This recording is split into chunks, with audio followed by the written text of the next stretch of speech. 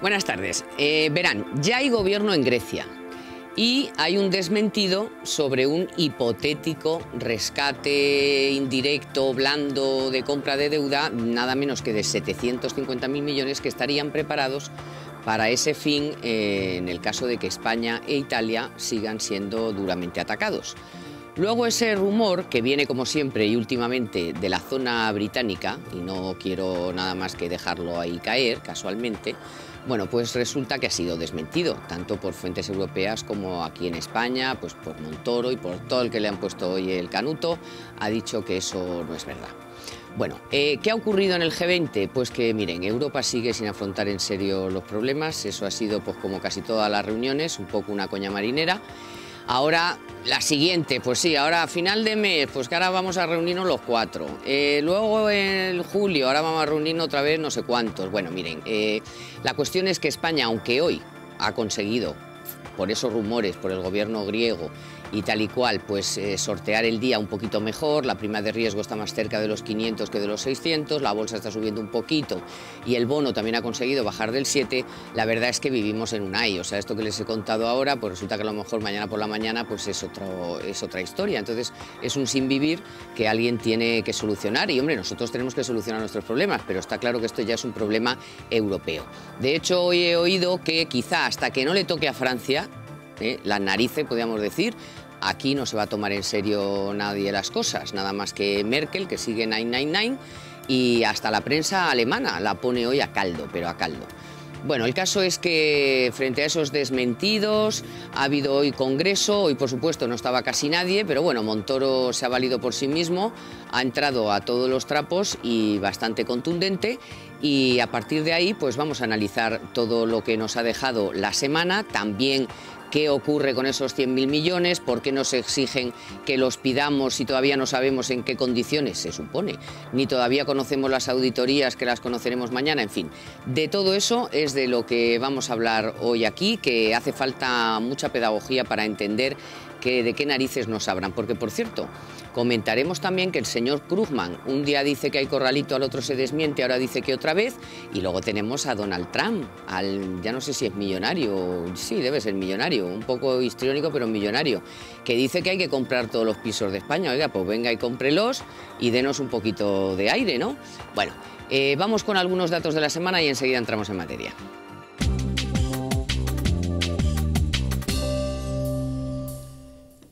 La morosidad financiera y la de los promotores continúa en aumento. Y mientras tanto, ¿qué ocurre con las ventas de coches? Pues que siguen disminuyendo. Bien, pues la morosidad de los créditos concedidos por bancos, cajas, cooperativas y establecimientos financieros de crédito a particulares y a empresas ha alcanzado en abril el 8,72%, con lo que supera la cota máxima de octubre de 1994. Este incremento es de 2,3 puntos porcentuales si lo comparamos con el mes de abril del año pasado. La tasa de morosidad de los préstamos concedidos, sin embargo, por las entidades financieras para actividades inmobiliarias ha rozado el 23% en el primer trimestre. Es la cifra más elevada de la historia, según los datos del Banco de España. De esta forma, mientras persiste la sequía del crédito, la mora de los promotores se ha triplicado desde 2008 y supera en más de 7 puntos al del mismo periodo del año pasado. Y las ventas de coches no levantan cabeza, las matriculaciones han caído un 7,5% en la primera quincena de junio respecto al mismo periodo del año pasado. Dice Gambán que el canal de particulares sigue bajando, de forma que en los 15 primeros días de junio ha experimentado un retroceso del 10,5%, mientras que las ventas a empresas también acusan un fuerte retroceso, nada menos que del 19,4%, ya que las compañías están retrasando la renovación de sus flotas por la incertidumbre económica.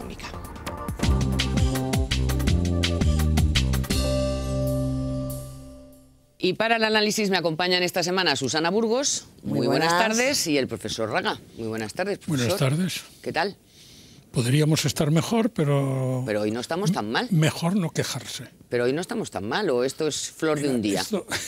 Esto a mí, cuando estaba oyéndote las causas del por qué estamos algo mejor, Digo, esas mismas causas servirán mañana para decir que estamos algo peor. Eso es, eso es. Pero bueno. No, porque además eso, es que no es la prima de riesgo, son tantas cosas y como en realidad nada ha cambiado, porque lo que hay que hacer es tomar decisiones contundentes que realmente ofrezcan un panorama que haga que los inversores se tranquilicen y que por ende la prima de riesgo se relaje. Bueno, pero, hasta que no pase eso, pues vale, pero vamos a seguir igual. Vamos por partes. Hay un gobierno en Grecia, cosa que no había... Bueno, sí. que el domingo pasado era, vamos, iba a ser la hecatombe según lo que hicieran los griegos. Luego no era para tanto, pero ahora ya parece que como hay un gobierno, pues menos todavía.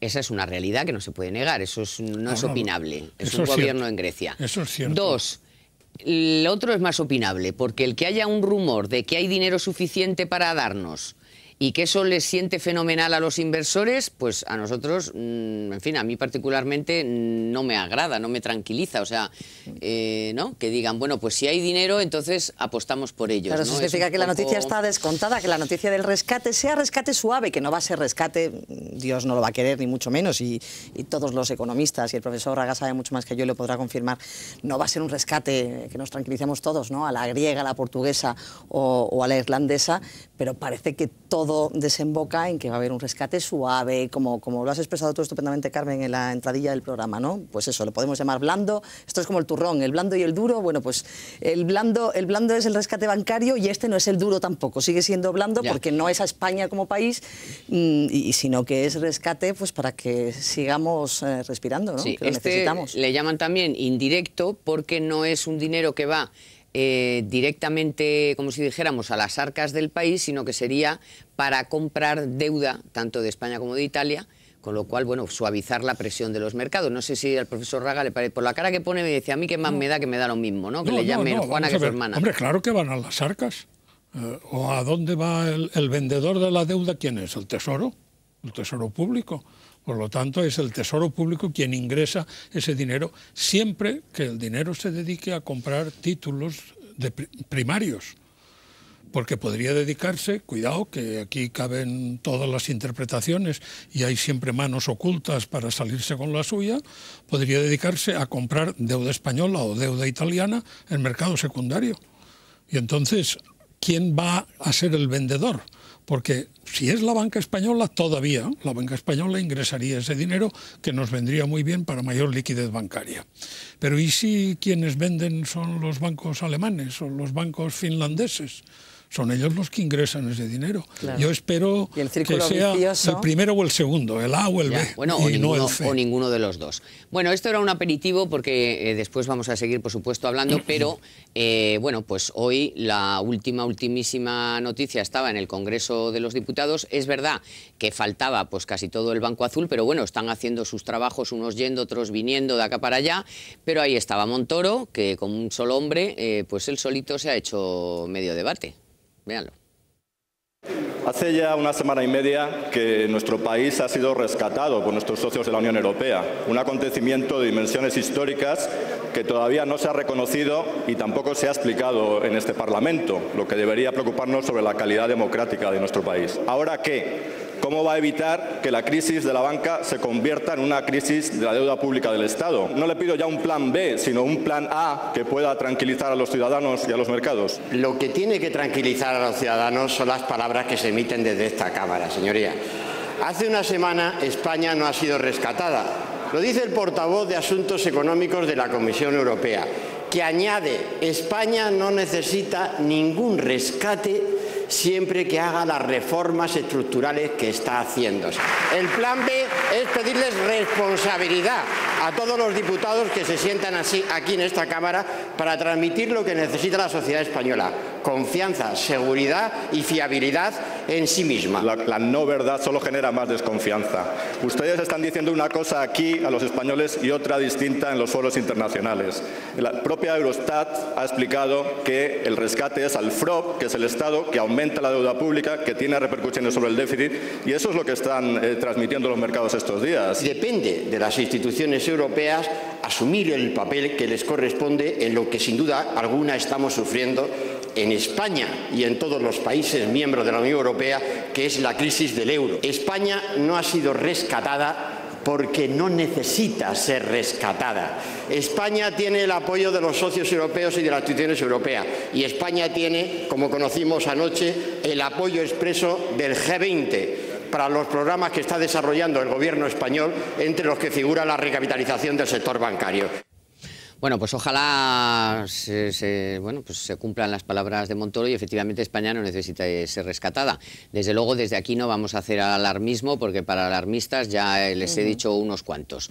Lo que pasa es que ve la confusión, después intentaremos aclararlo. O sea, igual hablan del rescate, que hablan del crédito a la banca, que de las condiciones pero si todavía no sabemos las condiciones, ese es uno de los graves problemas. No sabemos si va a ir a deuda, si va a ser al FROB, si directamente es deuda prioritaria o no, si luego el Estado con ese dinero recapitaliza a los bancos y entra en el capital. En fin, precisamente de esa incertidumbre es de la que se está derivando toda esta última semana, pues todos los envites que nos están dando los mercados. Pero bueno, vamos a concluir la sesión, lo que ha dado de sí la sesión al Congreso, porque ha habido algún que otro rifirrafe.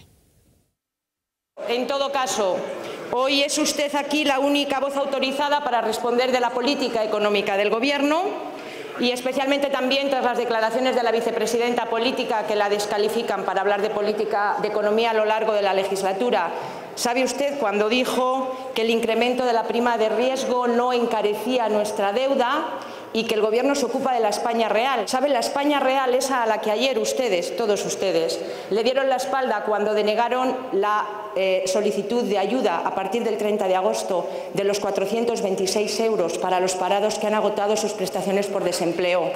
O de las mujeres mineras que fueron ayer al Senado a defender el futuro de sus maridos, de sus hijos, de sus familias, y ustedes las trataron más bien como delincuentes. Ya que está aquí hoy, le pregunto, ¿cómo valora la situación económica de España después de una semana en la que se ha aprobado el rescate? Después de una semana, como usted dice, lo que hay que transmitir a la sociedad española es un mensaje de confianza, de tranquilidad, de seguridad. Estamos en Europa, señorías. Somos Europa, somos el euro, y de una crisis como la que estamos viviendo saldremos reforzando Europa. Ese proyecto común que ayer vivió el refuerzo, que significaron las declaraciones del G20, sobre las que usted hizo unas declaraciones realmente inapropiadas, que es lo que debería retirar esta mañana, cuando habló de palabras gruesas ayer sobre las explicaciones que había dado el Gobierno y el propio presidente del Gobierno a la sociedad española. En ese proceso hemos pedido la recapitalización de nuestro sector bancario, porque es lo que nos conviene como país. Nos conviene para que haya crédito para esa España real. De verdad tenemos que soportar que una portavoz del grupo mayoritario de la oposición solo se le ocurra preguntar a estas alturas: ¿y entonces cómo está la economía española? Claro, además la perorata que ha soltado a sus señorías y por ende a los españoles para terminar diciendo eso. Señor Montoro, ¿cuál es la situación de la economía española? Si ya ellos parece que lo saben todo, porque critican tanto y no se ponen, no existe ningún tipo de empatía, ¿no?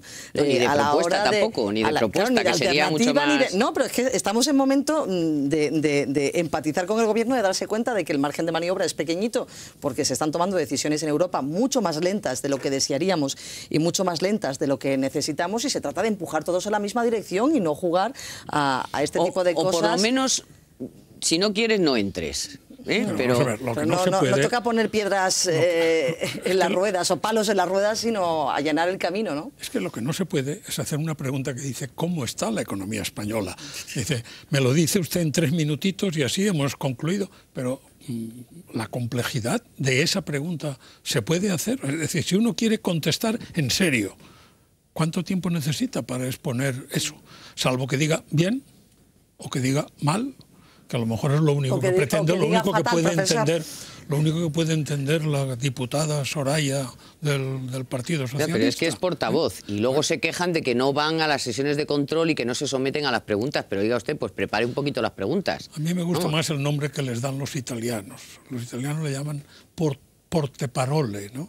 son llevadores de palabra, no de conceptos, no de voces, sino exclusivamente de palabras. Y como normalmente no saben lo que dicen, ponen términos uno detrás de otro, algunos de ellos contradictorios. Mezcla eso con las pobrecitas esposas de los mineros, que toda España les está subvencionando desde hace 50 años. Y que ahí estamos sacrificados. No subvencionamos la industria del calzado de Elda, que todos los pueblos de alrededor dependen del calzado.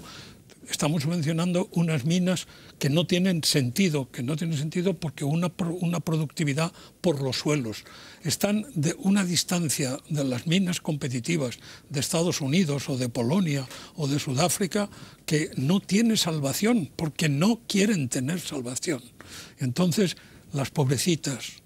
¿Por qué siempre el Partido Socialista se tiene que poner en lo marginal? Es la protección de lo marginal, no de los pobres, cuidado, sino de los marginales. No, pero porque es muy fácil hacer demagogia, claro, con un tema como ese, con un conflicto como... Claro. Susana, pero ¿por qué no le cuenta a las mujeres de los mineros que ha sido primero el Partido Socialista el que ha eliminado una parte muy importante del dinero que iba a infraestructuras de la minería del carbón? O sea, directamente al eso por supuesto, asunto. pero si hubo, cuando Guillermo de la Dehesa fue secretario general técnico del Ministerio de Industria, estamos hablando de la transición. En ese momento es el primer informe del propio Ministerio de Industria para el proyecto del cierre de las minas. Y están echándonos ahora aquí que como si en estos momentos hubiera venido un paracaidista. No, es lo mismo que cabe preguntarse por qué no se manifestaron los mineros hace unos mesecillos. No, cuando el PSOE recortó. Claro, es que parece que es todo obra del Partido Popular. Y además una cosa... Es obra del sabotaje.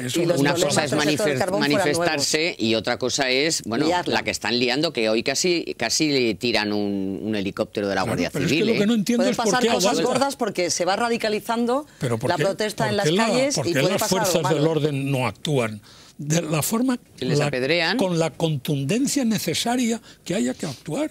Porque las fuerzas lo único que hacen es proteger el orden público, no atacan a nadie, protegen el orden público y por lo tanto simplemente tienen que desplazar a los que impiden el orden público. Y hoy encima, como toca jornada de lucha sindical en el calendario, pues encima alimenta todavía más esto. Se están comportando de manera muy responsable. Yo empiezo a preocuparme con lo de los mineros muy en serio, con la protesta de los mineros. El día que los convocantes paguen los daños, ya verás cómo la calidad, se arma. Ya podrían menos pasar bulla. factura ya.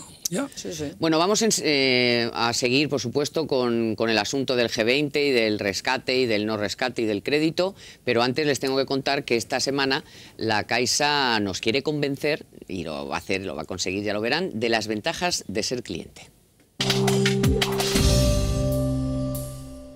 No tendría ni que acudir a su oficina. Puede hacerse cliente de la Caixa en menos de 5 minutos a través de Internet. A partir de ese momento ya pasará a disfrutar de las ventajas de ser cliente de la Caixa.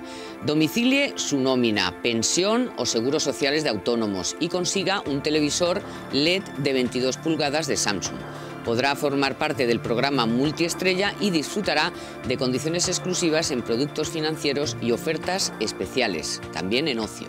En cualquier caso, ya saben que si desean más información pueden acudir a cualquier oficina de la Caixa o visitar su página web www.lacaixa.es.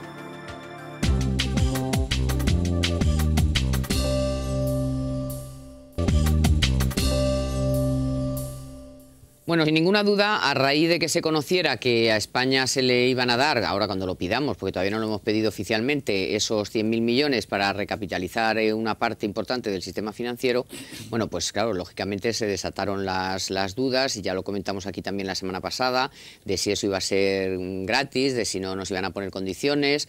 Está flotando, como ustedes saben, la posible subida del IVA, la bajada del salario de los funcionarios, en fin, toda una serie de cuestiones, también sobre las pensiones, pues que hay muchos que piensan que desde luego algún otro esfuerzo adicional nos van a pedir, aparte de las reformas que tenga en cartera el propio Rajoy. Bueno, quiero que escuchen lo que ha dicho Montoro sobre esa hipotética subida del IVA. Lo que quiero insistirles es en la idea de que España está viviendo una recesión económica. Esa recesión comenzó el año pasado, no hemos salido todavía de ella y que no vamos a adoptar medidas y menos medidas tributarias que lo que hagan es perjudicar el consumo y, por tanto, agudizar la recesión. Bueno, se diría que ha dicho que no. Claro, se diría que ha dicho que no. Yo creo que no les va a quedar otra, pero sí me gusta, aunque los alemanes nos llamen arrogantes, a mí me gusta que tengamos una posición de firmeza, porque estaría bueno que estuviéramos con la cabeza gacha encima recibiendo los palos.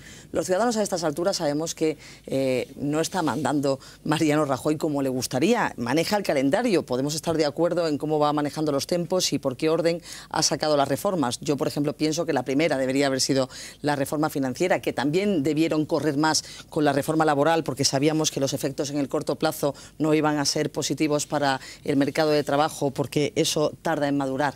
Pero en todo caso, los ciudadanos ya esto lo hemos asumido, yo creo, ¿no? Y hemos asumido también que hasta que ayer el G20 no se le dio especialmente bien a Mariano Rajoy, porque Mariano Rajoy iba al G20 con una petición muy concreta, con la idea de convencer a Angela Merkel de la necesidad de desvincular la deuda bancaria de la deuda financiera, y que el dinero del rescate bancario, los 100.000 millones o lo que finalmente sea, que mañana es cuando conocemos las auditorías de Wyman y de Berger, de Oliver y Benji, como se dice en el argot muy coloquialmente, pues él quería eso, que le dijera a Angela Merkel, venga, que sí, que ya me has convencido y que al final el dinero va inyectado a los bancos a través del FROP, pero no al Estado español, para no sobrecargar la deuda soberana. Como no la convenció, el lenguaje corporal del presidente del gobierno español ayer en Los Cabos, en México, no se le veía entusiasmado, estaba molesto por una puerta, no quería entrar a cosas muy concretas cuando le preguntaban los periodistas allí presentes.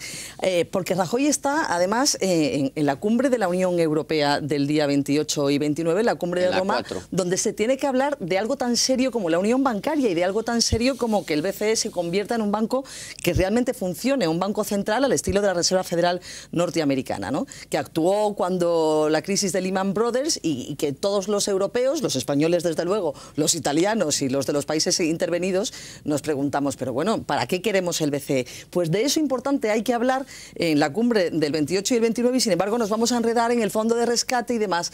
Entonces yo creo que eso, que el presidente del gobierno tiene que estar arrogante, un poquito arrogante, porque sí, pero, profesor, con la cabeza agacha no hacemos nada. Tan arrogante que se pueda permitir el no subir, o sea, que dejar que en el saco roto las recomendaciones, digamos, de IVA, de funcionarios, de pensiones.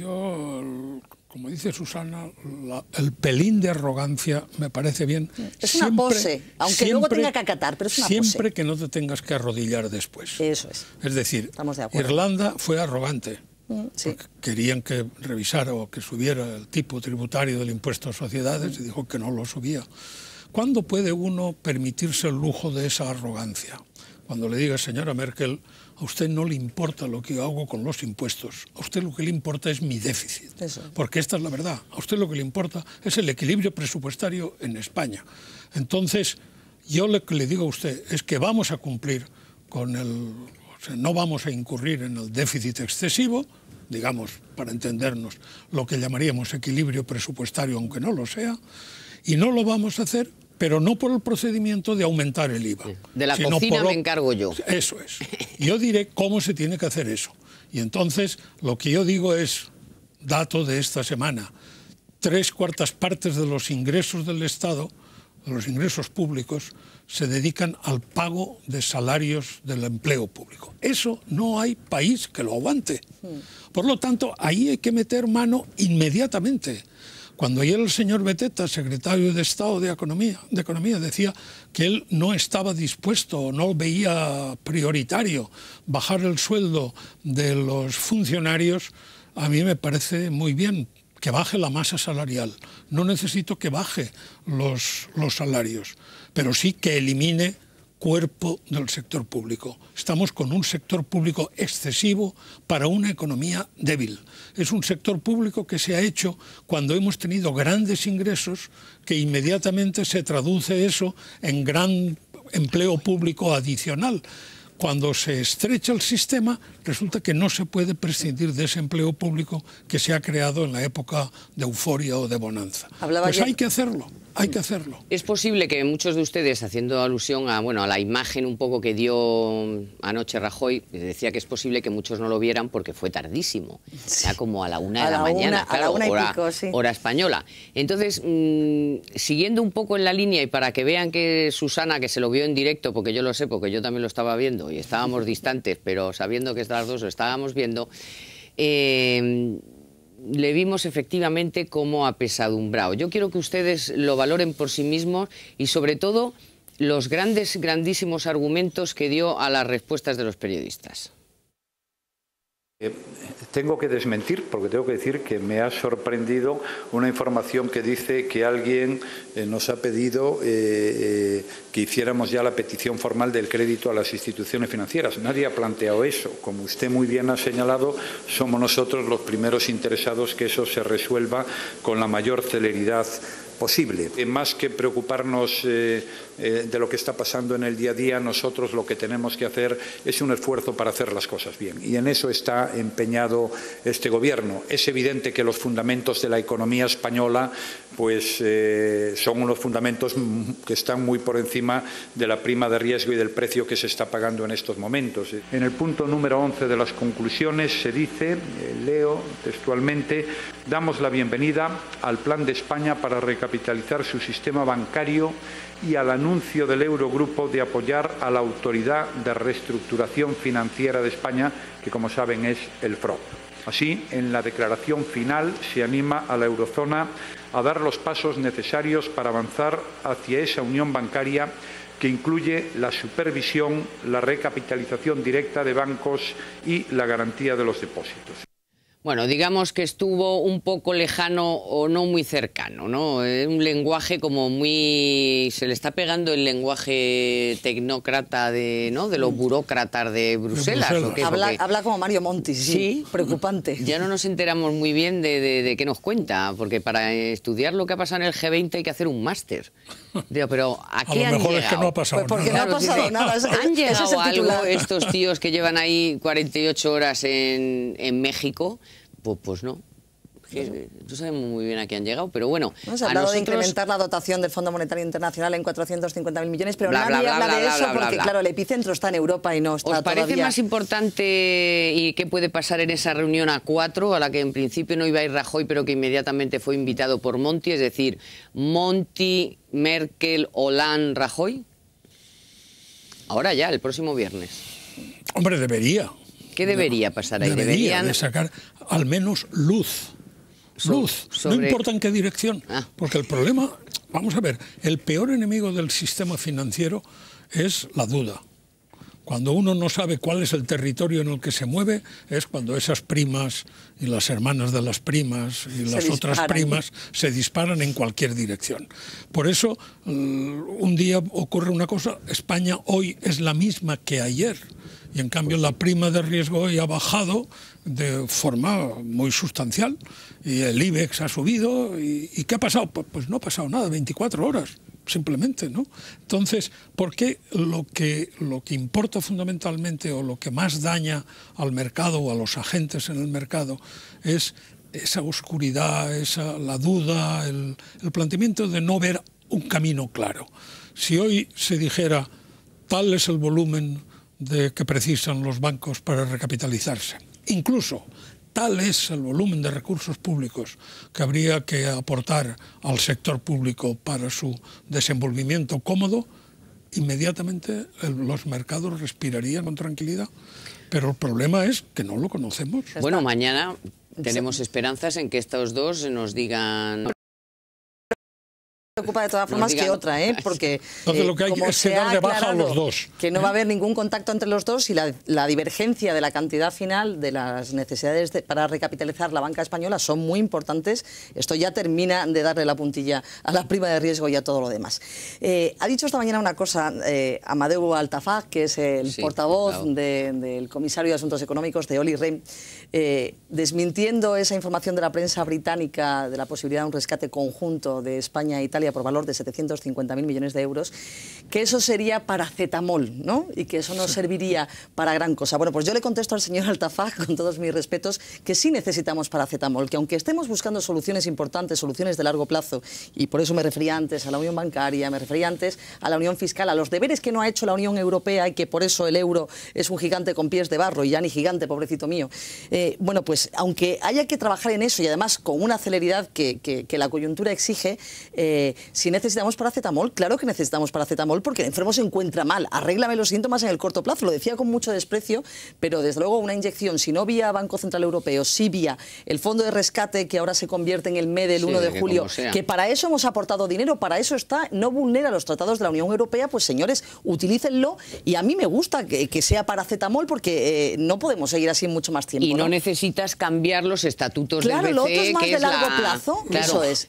La otra excusa para no hacer nada con el BCE, que es que no puede, es que no se puede. El paracetamol no cura, pero te quita el dolor de cabeza. Bueno, pues quítame el dolor de cabeza y mientras tanto, ve por favor, mientras tanto que me den la quimio, tratamiento, eso es, el tratamiento profundo que necesito para sanearme del todo, ¿no? Y para lo único que yo sí que creo que es urgente es que hace falta un gobierno en Europa, que no lo hay. Lo que hay en Bruselas, es un conjunto de marionetas que andan sin saber quién las mueve, con un Durão Barroso que se ha convertido la imagen externa, y siento que no encuentro mejor término en estos momentos que decir se ha convertido en un bufón.